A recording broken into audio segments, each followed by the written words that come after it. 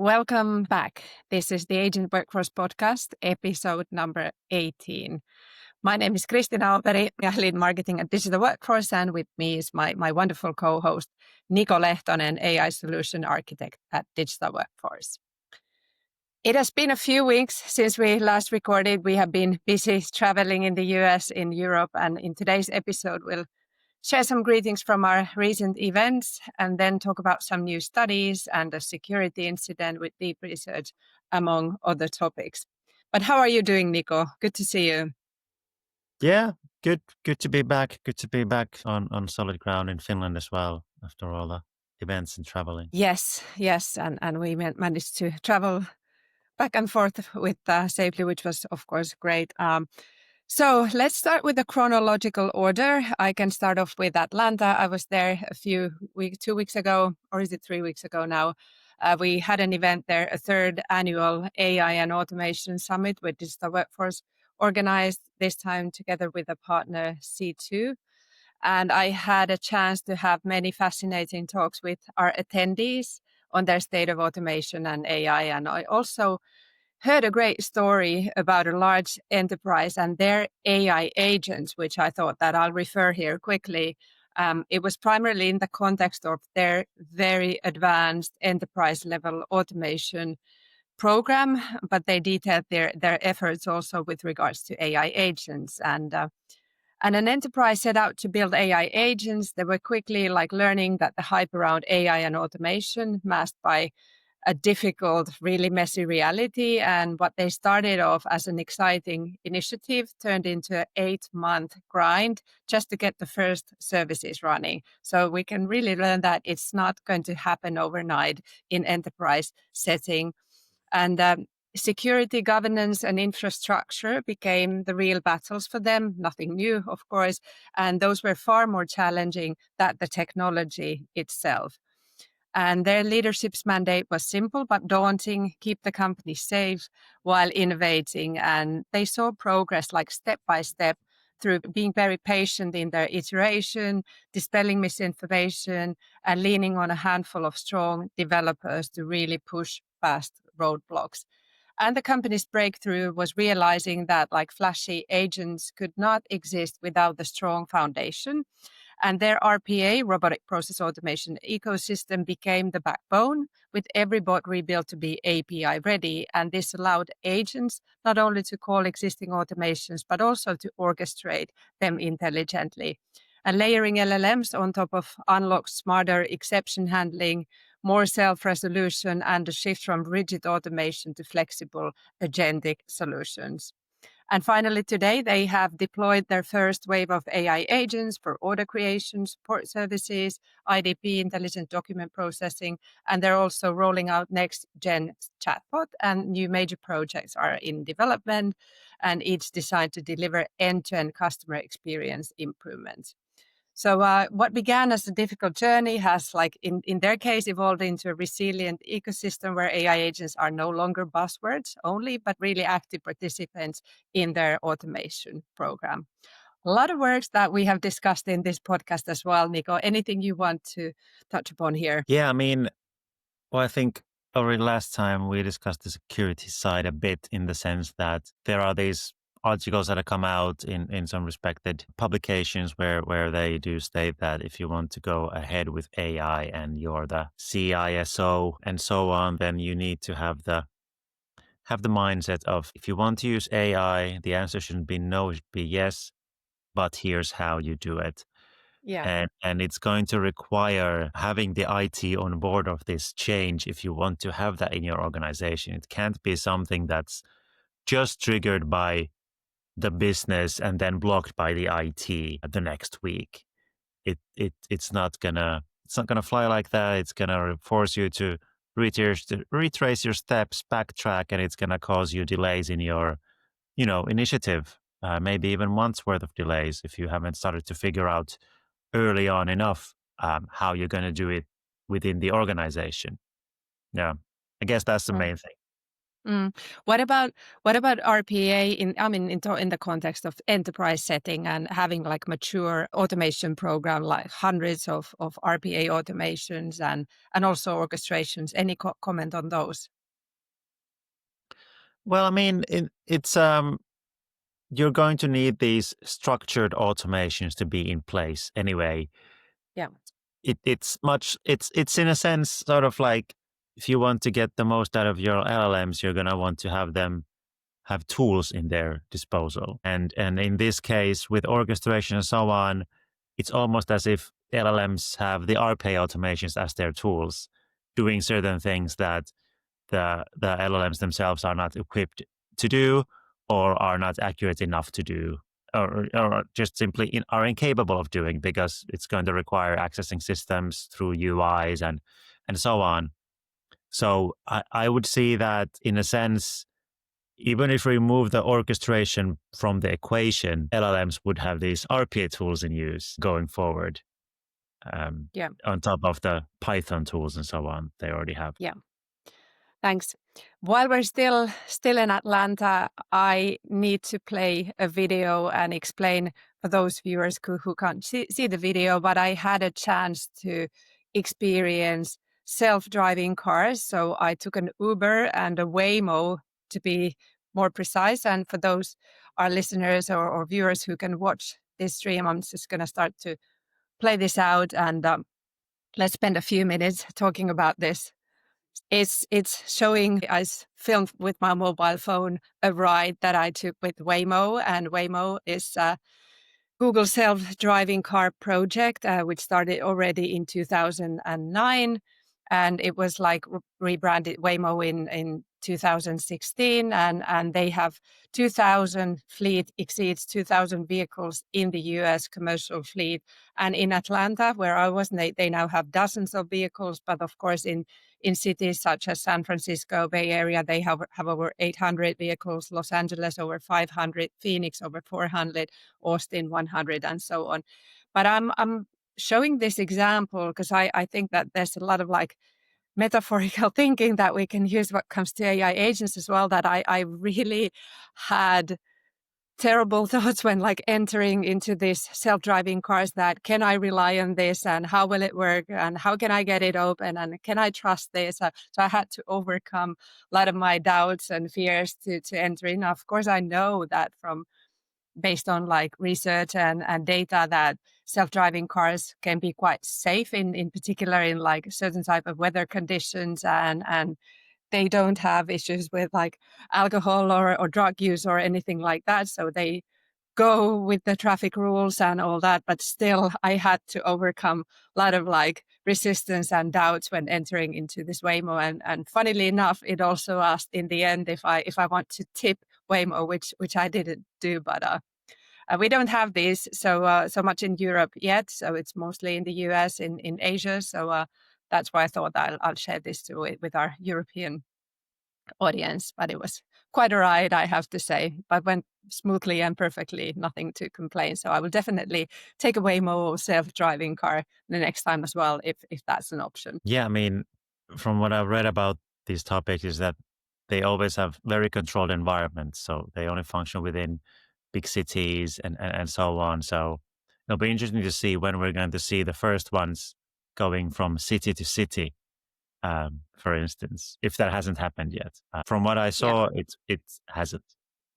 Yeah, and I mean, of course, it has taken time. It's again, this change didn't happen overnight.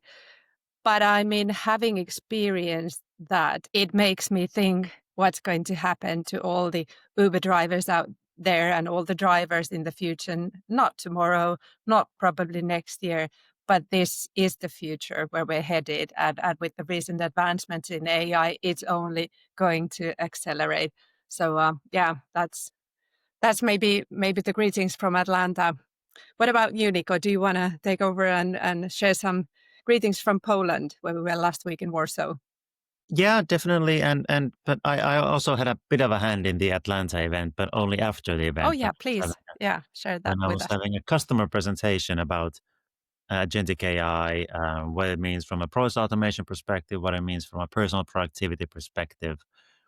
And I was going through my talk about what you can do with Copilot, and the GPT-5 is out. What we've been discussing here as well in the podcast. But I also talked about the biggest issue I've seen when I've been trying to get Copilot to do what I want it to do. And this was around the sort of trial I did with sending Copilot a screenshot of a slide and asking it to make a PowerPoint slide that's a mirror image of that screenshot. And it had huge difficulties. It extracts all the text, great, no problem whatsoever. And it starts to put elements into a slide and names those elements like they were in the original screenshot and so on, but placing those elements and doing the relations in dimensions and which parts are laid over one another and so on, it cannot do. And I started then prompting further, like asking it to take the pixel coordinates and look at the dimensions of each element, and then trying to even go one element at a time just to see if I could iterate it to get it into the final outcome. At this point, I've already spent like 2 hours on this, whereas if I had just done it manually, it would have taken like 10 minutes at the most. But I wanted to see if we can do it. And what turned out to be the problem, it wasn't that the AI wasn't smart enough to do it. It was that the tools it had in its use for how to create PowerPoint slides and what to do with them, the tools weren't good enough or advanced enough to allow the AI to do what I was asking it to do it. So we've now coming to another bottleneck in all this, that it's not the AI that was the bottleneck in this case. It was the tools it was using, the tools it had in its disposal. And I think that's just a great example of another sort of advancement that needs to be considered when you look at the capabilities of what these things can do, that you're going to need proper tools as well. Mm-hmm. Yeah, and we all look forward to Microsoft really building that capability within PowerPoint itself, so we don't have to use this tool. So it's just magically there's a button that just creates everything according to brand, and you just define the brand, and it sticks to that. And can't wait for that to happen. I guess one of the reasons is because like Graph API has been the way to go for Outlook, for Excel, and even Microsoft Word, but for PowerPoint, it's not been as simple, because we're talking about a very different type of thing, because we're talking about visualization, and that's more challenging to make happen. But yeah, going to the Poland event, which was last week when the company had its official 10-year anniversary event, along with a gala and a couple of parties as well. I was hosting it with you, Kristiina, throughout the 3 days. And it was really great seeing all of the company together. I think out of all the people there, maybe 7 people or 10 people were missing from the whole company. We had over 140 people there, which is amazing. Lots of faces I hadn't seen in years, lots of faces I'd never met outside of maybe seeing the profile picture on Teams from all over the world. Really nice, really fun. We also had keynotes from our technology partners, from UiPath, from SS&C Blue Prism, from Microsoft, and workshops with them. And I held a couple of workshops as well on the agentic side of things, how we see things within our company. And I think it was great to see and hear what kind of things are coming from our tech providers. Like, for instance, with SS&C Blue Prism, what they're coming up with, and they have actually, I think, officially launched now as well, is their AI Gateway, which is a feature that provides structure and security around AI solutions. How that's working in practice, fortunately, don't know yet. I'm waiting to get my hands on it. I would love to test it just to see what kind of things it's good at, what kind of things it might not be good at. But at the moment, it's a clear sign that SS&C have identified that having that security and having that structure around AI solutions is going to be important. And with UiPath, Well, I'm still waiting on their computer use agent, which was originally supposed to come out this month into early access, but that still hasn't happened. So fingers crossed it'll happen this year anyway. But they have new updates coming into their cloud platform, especially around Maestro, especially around agents, whether it's in the form of new models or new features. Things are happening there, and it's clear that it is a point of focus for UiPath as well, and what you can do with agentic AI.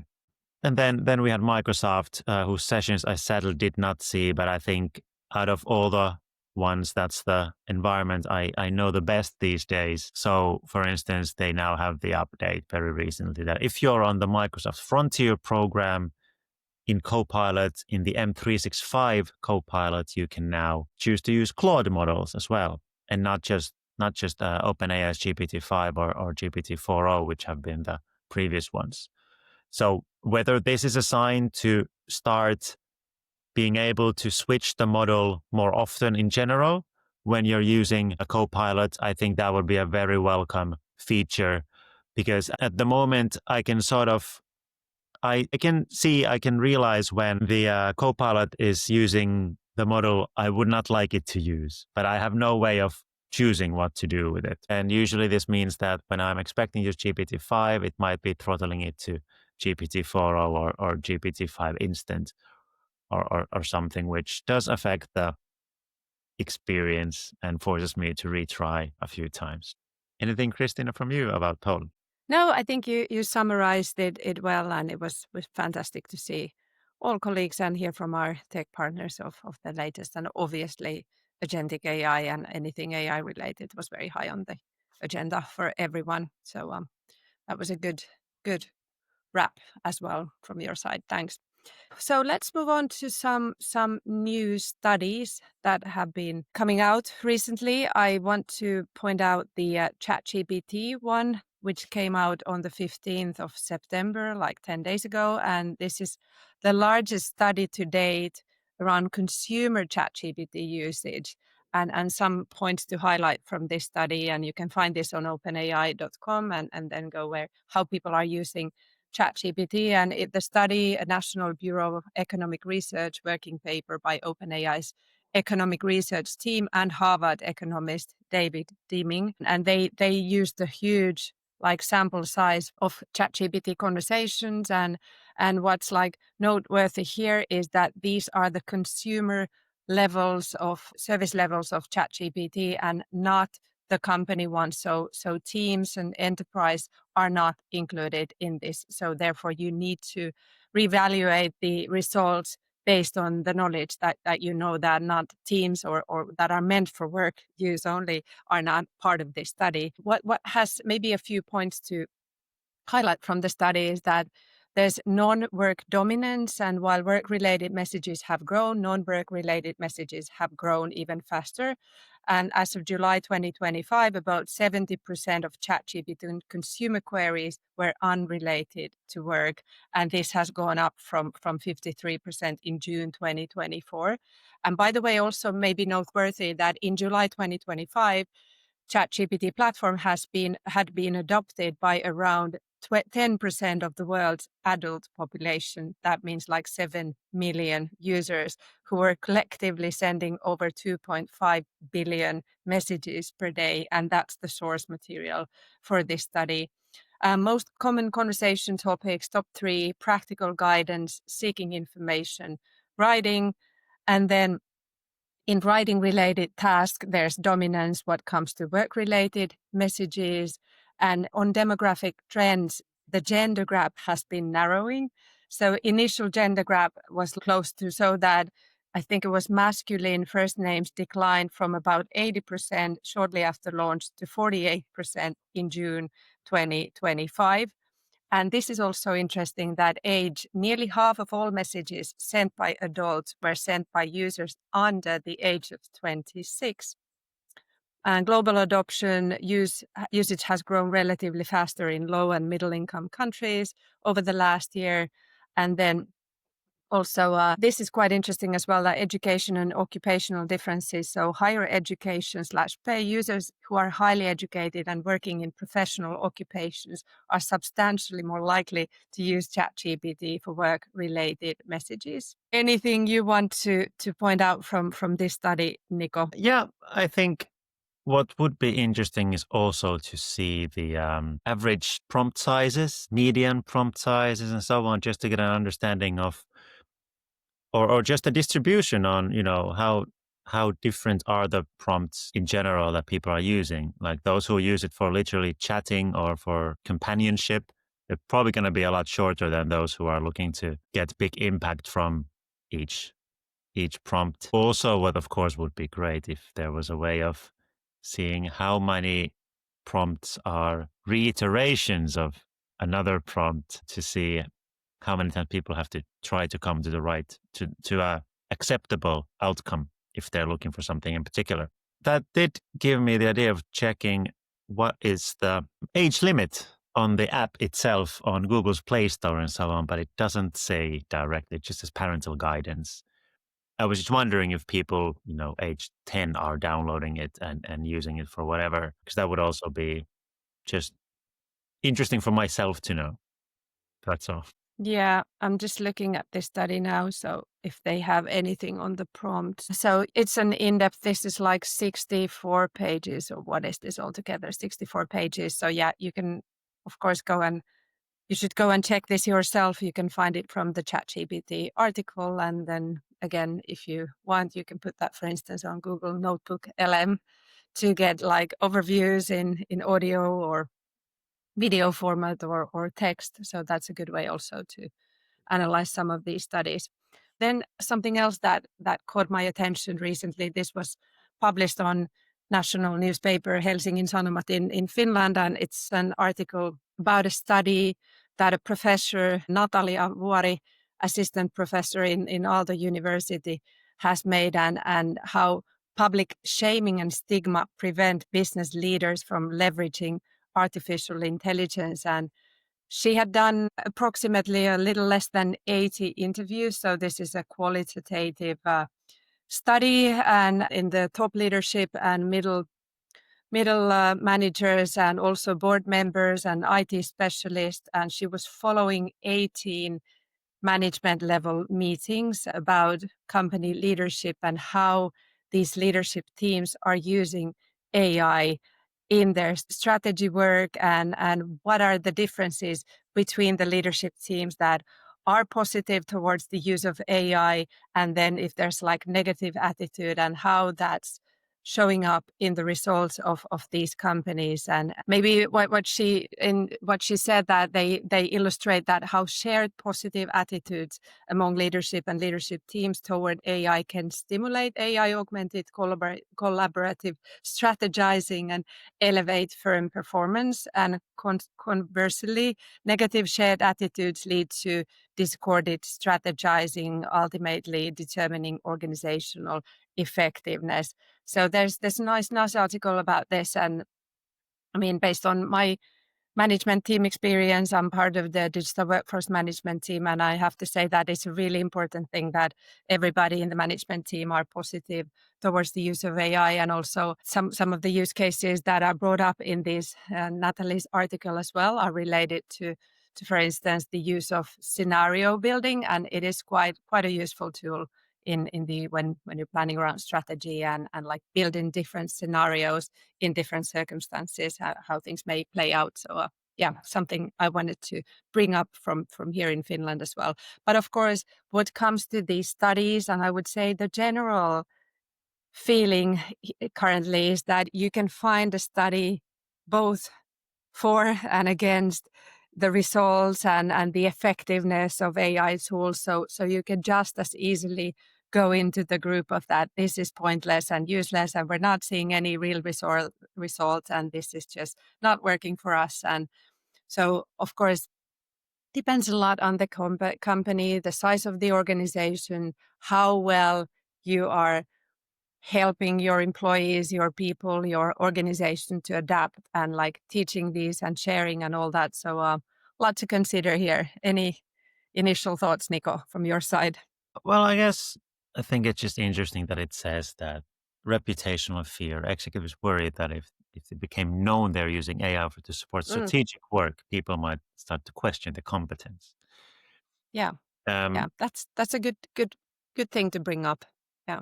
because I think it's just interesting. Like I would imagine that you get, well, I know that you get a better idea of if you've considered the whole 360 of a subject, because it might identify things that might be missing from if you have a plan, for instance. So for those kinds of things, I think it's good that there's a way to, if not validate, then check, have another set of eyes technically to look at what you're doing and so on. And AI has been quite good at that. Not perfect, obviously, but quite good at that. Yeah.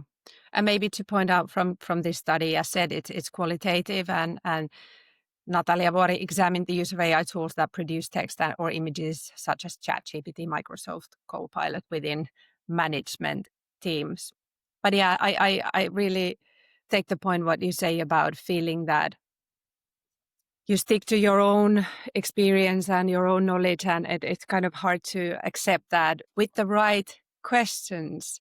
And of course, you need to have the information and experience and expertise yourself to be able to validate if it's a viable output that's coming from the AI tool. But this can even up the differences between, I mean, but of course it comes down, you need to know the right questions, and you need to have the competence to evaluate what's coming out. But it's a really, really useful tool, according to my experience, also for strategy work and yeah, scenarios in particular. Yeah, yeah, definitely. Getting back to a earlier topic very briefly, on App Store, Apple's App Store, I can see that ChatGPT is for 13-year-olds and older. The same as TikTok. Considering that there are children who use TikTok that are younger than 13, I would presume that it's going to be the same for ChatGPT. But yeah, we're not going to see stats on that probably because officially they're not going to be that young. Hmm. Yeah, yeah. Um, Anything else you want to share? I think we had the deep research security issue we were meant to talk about Yeah. briefly. So do you want to share what Yeah. was that all about and Yes. anything we can So learn?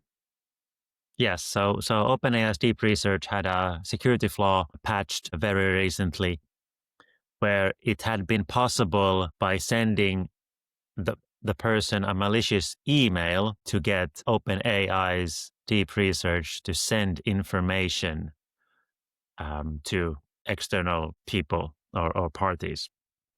And the way that worked is that you send that email to the person, and then when the next time you ask deep research to do something, if it's connected to your email inbox, and that research involves going through your email inbox, it's going to read that email and start acting based on the instructions in that email. And in this case, it was quite a convoluted, or let's say creative way of getting the deep research to send the information, because it's just a search tool. It's not sending any data, but the prompt within the email had instructions on what URLs to use, and those URLs themselves were of the kind that used the made the deep research tool to append certain piece of information into the URL, and with that they were able to deduce lots of different things from the email inbox, what kind of messages there were and so on. It was very creative and very convoluted, and probably not something that you can use to get large amounts of information at one time, but it had worked, and there's no reason why that would not have worked another time, or however often has been working. This was just what the researchers had found out and tested and so on, but we don't know how it's been patched, what kind of solution OpenAI has come up with that. Has the same thing been patched in Microsoft's Copilot's researcher agent? Yeah, hopefully. I'm not going to test it, but hopefully it's been patched. Yeah, I think that was news. Yeah, but yeah, caution, and you need to constantly follow what's going on and what are the cases coming out and how those are being patched as those emerge. But yeah, I think that's all for today's episode, and hopefully we'll be back next week with some new updates on the agentic AI front and also all the big things that are happening in Gen AI world. But that's it. Thank you. Thanks from my side. Thanks, Niko. Thanks very much. See you. Thanks. Bye. See you. Bye.